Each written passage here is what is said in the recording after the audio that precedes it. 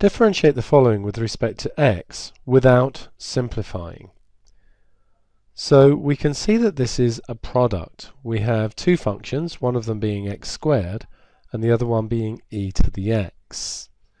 So if we have u is x squared and v is e to the x, then du dx is equal to 2x and dv dx is equal to e to the x. Then dy dx is v du dx, so that's 2x e to the x, plus u dv dx, so that's x squared e to the x. And we don't need to simplify that any further than that.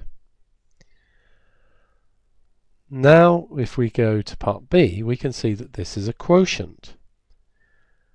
We have a function divided by another function.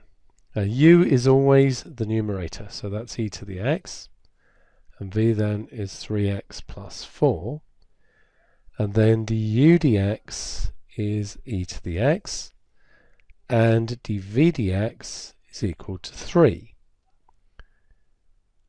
dy dx is v du dx, so that's e to the x, 3x plus 4, take away u dv dx, so that's 3e to the x, all divided by v squared, so 3x plus 4, all squared, and we don't need to simplify.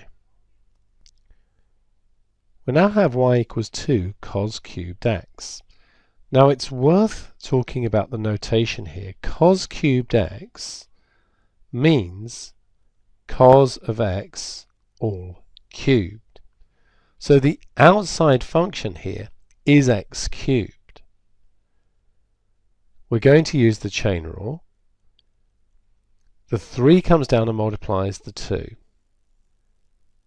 3 then reduces to a 2 in the normal sort of way.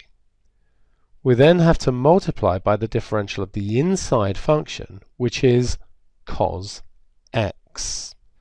Differential of cos is negative sine.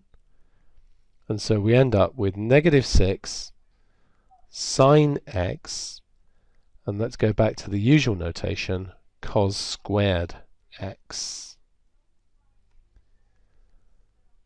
Now we have y equals sine e to the 2x.